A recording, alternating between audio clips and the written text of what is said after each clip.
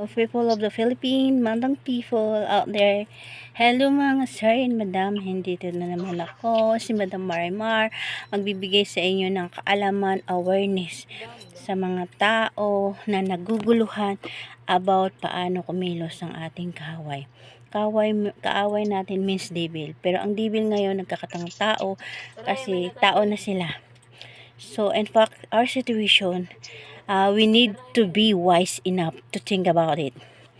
So, may mga ganitong paraan para hindi manalo ang kaaway sa inyong relationship, like mag-asawa, like friendship, like magkapatid, like lahat ng relationship na gusto niyang wasakin.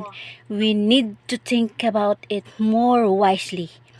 Kasi pag hindi natin alam kung paano kumilos ang isang kaaway laban sa pagsira niya sa relationship na meron kayo, magiging blind talaga kayo.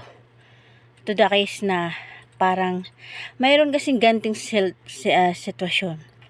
Lalo na pag nakatingin kayo eye contact sa kaaway, makakapag-manipulate sila agad sa iyo, sa katauhan mo.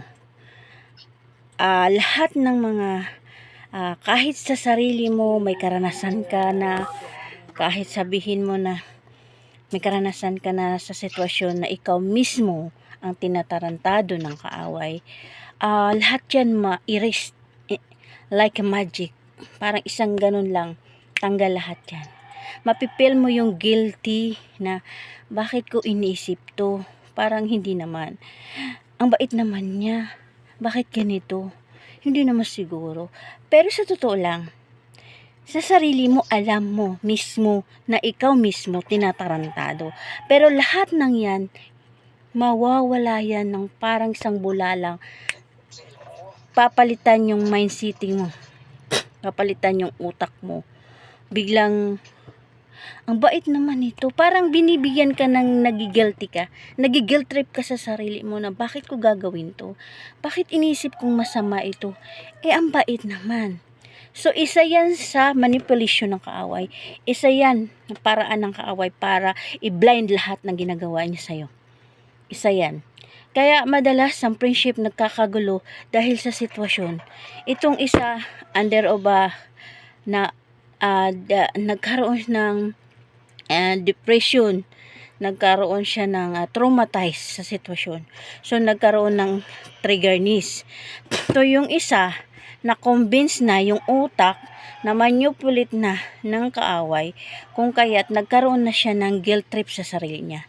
Nagkaroon siya ng guilty, nandoon yung mindset na bakit ko pinag-isipang masama yung tao na ang bait naman talaga siya, bakit ganito yung mindsetting ko. In fact, yan ang paraan ng kaaway para manipulihin yung utak mo. Yun ang paraan ng kaaway na i-counterpart sa'yo na magiging mabait siya sa'yo para hindi ka mag-isip ng masama. Dapat kasi, pagdating sa larangan ng magiging wise tayo. Wag nating baliwalain yung mga bagay-bagay. Hindi tayo para ng tao. Parang ang ginawa ko lang, ang sinasabi ko lang, magiging handa kayo sa pagkilos ng kaaway. Kasi more manipulating ang ginagawa niya, more pretending, more pwede siyang magkakatawang mukhang anghel sa harapan nyo, makuha lang ang simpatya ng tao.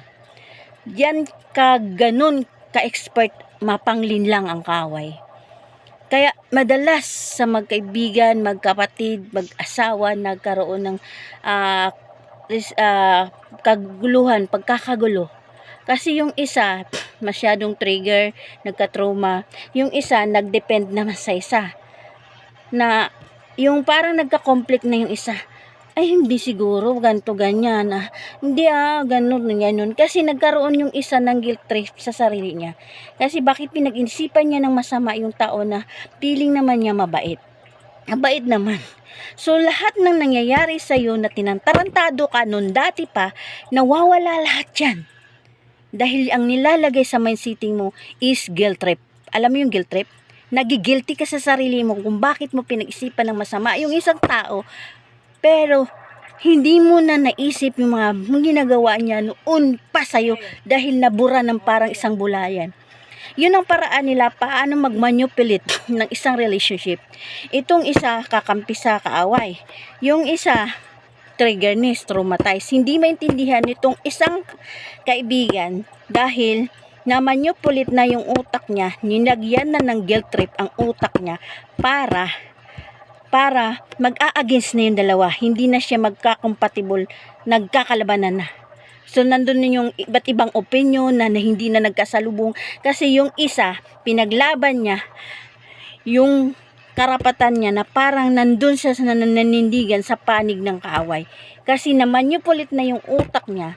Dahil ang utak niya is nag-manipulate na yung guilt trip sa sarili niya. Ito namang isa, nagtitrigger kasi naturuma sa sitwasyon. So, wala naman doon talagang mali bawat isa kasi lahat ng ito ay gawa ng kaaway. Itong manipulation ng isa na nagkaroon ng guilt trip sa sarili, kung bakit isipan ng masama yung kaaway, isa gawa din ng kaaway yan. Itong isa, triggerness,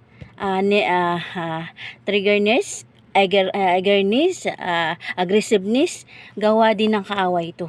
So, madaling sabi, kung walang magkakaintindihan at hindi makakaunawa ang bawat isa, sabog talaga yan.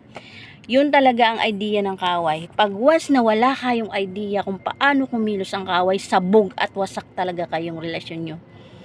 Kasi napakasulim kumilos ang kaaway, napakatalino kumilos ang kaaway, gagamitan ka ng good character in front of you, gamitan ka ng parang magigil trip ka kasi puro kabaitan ang papakita sa'yo ng i-manipulate ang utak mo na para lahat ng naisip mo sa kanya is burahin na parang isang idlap lang maglaho. Pero alam mo sa sarili mo na naka-experience ka sa ginagawa nito niya. Tarantado ka nung taong iyon pero nabubura na parang isang idlap lang dahil ang utak mo na manipulate na niya. Binigyan ka ng daga sa dibdib, binigyan ka ng guilt trip sa utak para lahat ng inisip mong against sa kanya, maglaho yun ng bigla. Yun, ganon kumilos ang kaaway. Kung bakit pag hindi nyo matanto kung bakit kayo naging ganyan, mabilis kayong masira. Tandaan nyo, ako ay namagitan lang, nagmi-mentoring lang ako. Kasi ako yung nag-guide. Pero pag kayo nagpapasok, nagpapamanipulate ng kaaway, wasak talaga kayo. Kaya sabi ko sa inyo, maging wais, tingnan nyo kung paano maglaro ang kaaway. Sabayan nyo kung paano maglaro ang mga kaaway. Huwag nyo lang tingnan sa mata. Dahil pag once natitigan nyo sa mata, manipulation ang mangyayari sa inyo. Kaya kayong paandarin yan. Kaya kayong pakilusin ng ayon sa gusto niya. Oo, ganun sila. Ganun sila kalupit. Yung tipo, may experience ka na, nasaktan ka na, naano ka na, nakulam ka na dati. Tapos, yung lahat na yun, naglalaho sa isip mo. Kasi iba na yung takbo ng utak mo. Lahat na ng paningin mo sa kanya, mabuti, mabait. Kaya yung utak mo, nagigil trip na. Tapos yung isa, aggressive naman kasi natutruma sa sitwasyon. Tapos ngayon, wala na. Sabog na kayo. Bakit? You stand, ikaw ang tumatayo laban sa kaaway. Parang kinakampihan mo ang kaaway dito sa sitwasyong ito. Tapos yung isa, nagtitrigger, nag-aggressive, sabog kayong dalawa. So, dapat matuto kayong tingnan kung kayo pa ba yun. Matuto kayong isipin, tingnan nyo ang sarili nyo kung nasa tama pa ba kayo. Dahil wag nyo isipin na ang kaaway ay hindi talaga kaya kayo. Dahil lahat tayo kayang paikutin ng kaaway. Lalo na bantay sa lakay ang mga yan. Bantay sa lakay yan sa isang kisap mata. Pag hindi kayo nakadasal kahit isang minuto lang, pasok kayo. Lalo na yung takot, nervyos sa katawan, pasukin ng kaaway yan, mas lalo kayo magti-trigger niyan. Yung obsession nyo na maliit pa, magiging wild kayo kapag once yung nervyos nyo aatakihin ng kaaway, papasukin ng kaaway yan, manipulihin ng kaaway yan, magiging buwang kayo. Yan ang totoong salita. Kaya ako kayo mini-mentor para alam nyo kung paano kumilos ang kaaway, paano labanan ng kaaway. Wala, roaming ang puti. Kaya